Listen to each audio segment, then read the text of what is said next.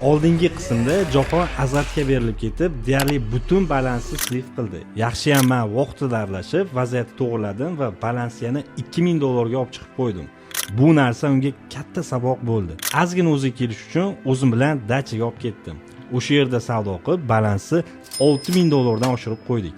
Jahon esa rostdan ham ishdan bo'shayman deb yuribdi. Chunki 2 haftada 1 yillik topadigan pulni topib qo'ydi. Jahon hozir o'zida emas, 6000 foyda qilganimizdan keyin o'zini trade qila olaman deb o'ylayapti. Hozir unga prank qilamiz, ketdik. Jahon, aka. balans oqib ketdi-yu. Voy. Nima qilamiz endi?